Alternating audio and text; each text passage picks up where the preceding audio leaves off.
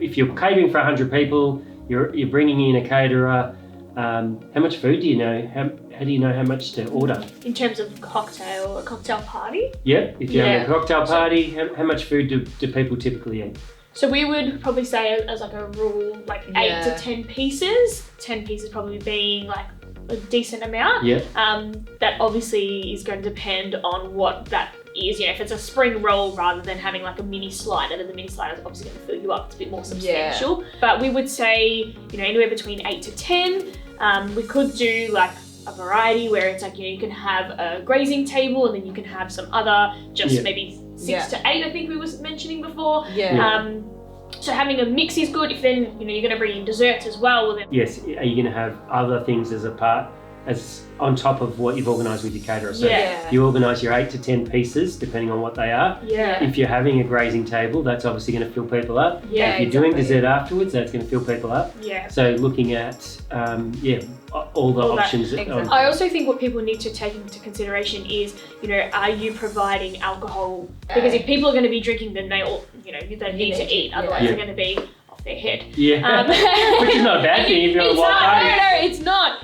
You don't want half the party in the toilet. No, exactly right. So, you want to make sure that they're well fed. If your party's starting later, are people going to eat beforehand? If it's starting at 8 o'clock or 8:30, exactly right. They're probably going to have eaten before then. No, so then you might not need as much food. That might save on a bit of budget because you don't need to get as much food.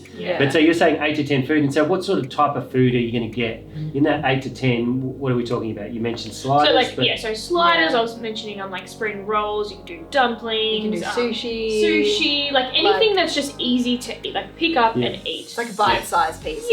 Nothing where you need a fork and knife. What sort of price roughly are we looking at per head for say 8 to 10 pieces? Around like $60 a head. I mean, obviously depending on, if you're getting the 6 to 8, maybe it's a bit more, 40, 50. Adding in more if you start talking about bar costs, because that's probably another $40 a head. So then you're going more towards the $80 to like 100. Caterers also will usually give you options or tiers on like the food options. So if you want something that's a little bit more gourmet, then you might be spending a little bit more. If you want something which is a little bit less, then you can kind of save a little bit.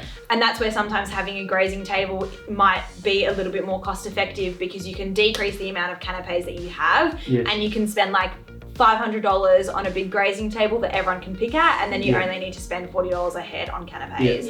So you can kind of get away with doing those, and like Mom said, like if you've got desserts, then that's a whole other thing. They notice when there's not enough food. So that's exactly.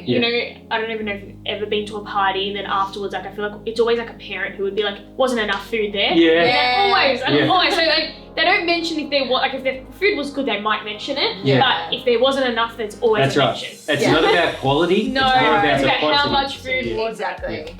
And that's one of my key things as a party planner and somebody who's doing events for a long time, is that I feel parties are all about indulgence. Too much food, too much drink, too much simulation, too much excitement. Like, the more you can do, the better it is. Think of little kids, at a kids' party. That's what you should treat. That's how you should set up your adult party. So there's nothing wrong with having too much food. There's nothing wrong with having too many drinks. There's nothing wrong with having too much decoration, because it creates excitement and atmosphere and energy. So, overstimulation is a good thing if you want to create an awesome, memorable experience.